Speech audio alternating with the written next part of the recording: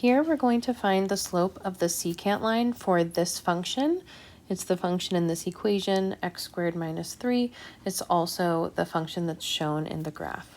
So we're trying to find the slope of this function between x equals -2 and x equals 3.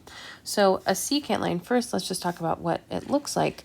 A secant line is just a line that connects the two specific points for the x values that we're interested in, or the x values that were given. So I can see on here what those y values are, but if I didn't have a graph with me, I would just have to plug in. So first I would need to find what is f of -2, so I'm going to evaluate that. I know that -2 squared is 4, and 4 minus 3 is 1.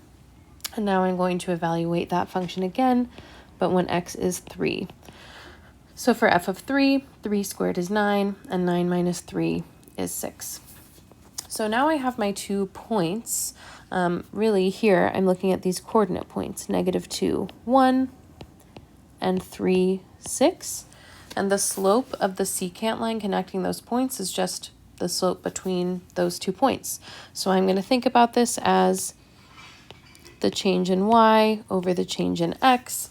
You can think about it also as like y sub 2 minus y sub 1 over x sub 2 minus x sub 1.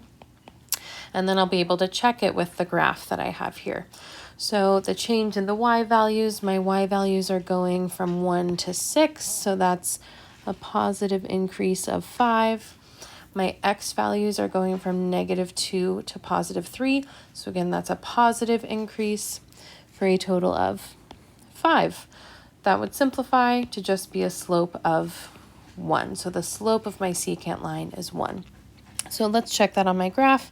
If I start from the point -2, 1 and go up 1 over 1, up 1 over 1, yep, that looks like the correct slope for this little line that I drew here. To go further, if I wanted to not only write the slope of that line, but the full equation, I could think back to point slope form, which is y minus y1 equals m the slope times x minus x1. So just as a reminder, x1 and y1 just represent the x and y values of a point along the line.